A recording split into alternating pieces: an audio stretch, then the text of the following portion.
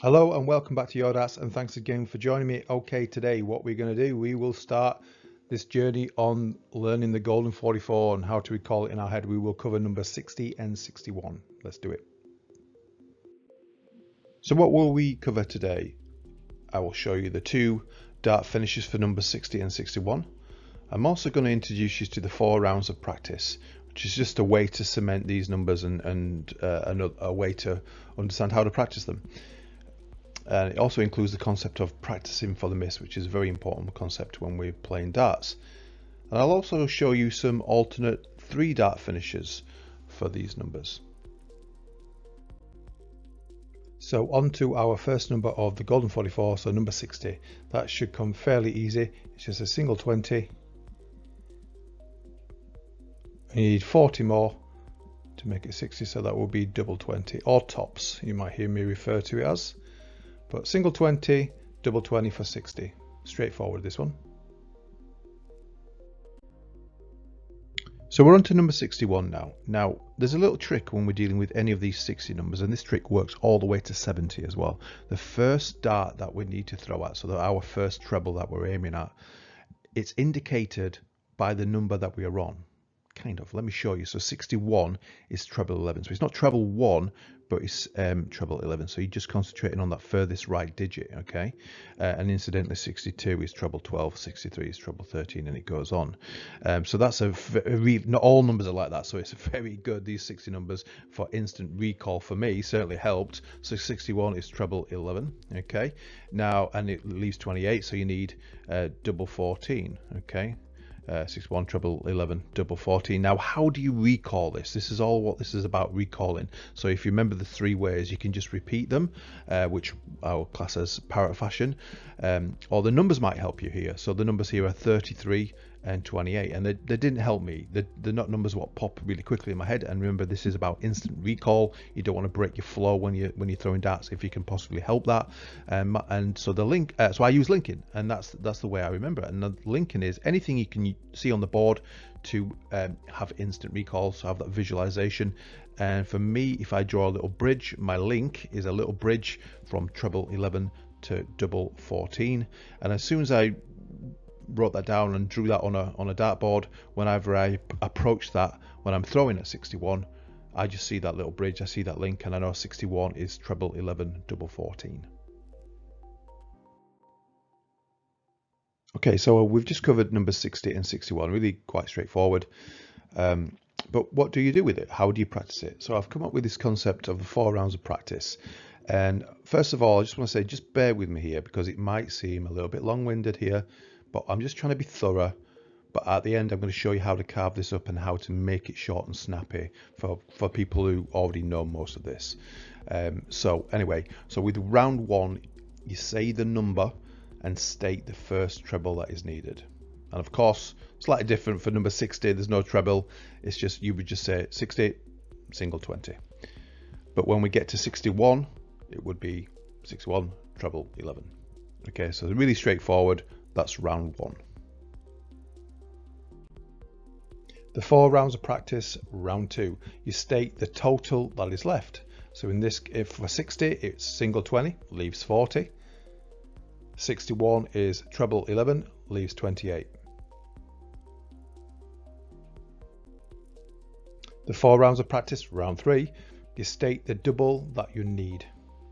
So 60, single 20, leaves 40, double 20. 61 is treble 11, leaves 28, double 14. The 4 rounds of practice, round 4, you state what is left if you miss the first treble but hit the big number. This is this concept of practicing for the miss, which I've mentioned in a previous video. And you say if you hit, okay, bear with me, you'll see this in action. Okay, so 60 is single 20, leaves 40, double 20. Now there's no practicing for the miss on 60, and it all starts from 61, as you will see. So 61 is treble 11, leaves 28, which is double 14. If you hit 11, again assuming you'll miss treble 11 and hit big 11, leaves 50. So let's simplify. Okay, so let's take the example 61. treble 11 leaves 28, double 14. If you hit 11, it leaves 50. Now that might seem a little bit long-winded, and it's long-winded deliberately here, because I'm trying to cater for everyone, of course, but I'm catering for the newbies here, the ones that are just starting playing darts and they want to learn how to count. They want to learn how to check out in darts, and they're not quite familiar with the way around a dartboard yet. So if you do it in this structured 4 rounds, you'll pretty much cement this number in your heads. So 61, treble 11 leaves 28, double 14, hit 11 leaves 50. Might sound like a mouthful for most, but you know, you need to start somewhere. But how can you carve this up? So if you know, you can leave round 2 out. So if you know that double 14 is 28, you don't need to practice it. If you know something, you can start to, you know, you've got to pick your battles. There's so much to learn, right? So you can start to, you don't have to practice things you know. Okay, so all of a sudden 61 becomes treble 11, double 14. If you hit 11, it leaves 50. But we can even make it even shorter and snappier. Okay, so when we're throwing at these 60 numbers, in this case 61, this is this concept of practicing for the miss in action here. So you're going for treble 11. You miss treble 11 and hit your big 11. Whenever you do that for these 60 numbers, it always leaves 50. It leaves you that final shot out of the ball. This is why we go 61.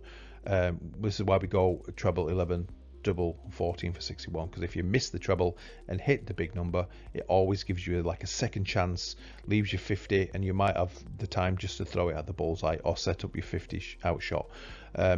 So all of a sudden that comes down to treble 11, double 14. So even, short and snappy, and very easy to practice.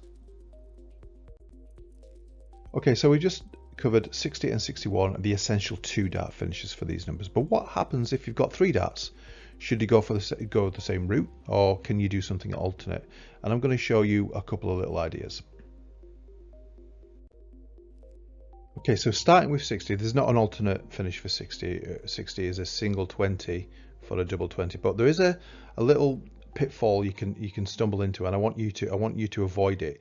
When you're going for 60 and you're going for a single 20, I can't tell you the amount of times when I've been doing that and I'll hit the treble 20. I can't hit the treble 20 when I want it, but I'll hit the treble 20 when I'm going for a single 20, and you know, it's just sod's law. Now I think the reason why we do that is we're often throwing at treble 20 a lot more than we throw at a single 20. So I think it's just muscle memory. We create that treble 20 groove, and if we're quite casual with how we're throwing and don't concentrate on what we're doing, then it's quite easy to fall into that groove when we want in a single 20 and hit that treble 20, and of course you'd bust out, right? So the way I do it is to literally, I just think of the words aim high. So I would literally set myself up for treble 20 and then just change that dart trajectory just ever so slightly and just follow through and all the things we've got to do mechanics wise when we're throwing darts. And more times than not, you will hit a single 20. Of course, you might go either side and hit your 5 and 1, but that's an alignment issue. But essentially, you should miss your treble 20, and you should hopefully avoid that trap. But so that's just a little point for number 60. So we're going to cover an alternate finish for 61. So obviously 61, treble 11, double 14, what we've already covered, that's for the essential 2 dart finishes. But if I had 3 darts, I would probably throw towards the center of the board, hoping that I hit 25. So this outer ring, this green ring, okay? And for those who don't know, that's 25, and the center, which is red, is bullseye, and it's 50. Let's cover that, I'm sure you all know. But the finish is 25, and it leaves 36, so it's double 18. So 25, double 18. And the way to practice this is to, when you're practicing for the miss, as we've covered already, you assume that you might hit bullseye here. So you would hit 50. Which would leave 11, 61. So, you know, obviously it's 61, so it leaves 11, and 11 would be big single 3 for, which leaves 8, and you need, so that's double 4, single 3, double 4. So you just practice that. That's how I would do it, okay, for the 3 dart finish for 61. So coming next time, we're going to continue. We're going to be covering number 62 on the golden 44, the essential 2 dart finish. Okay, see you then. Thanks for watching.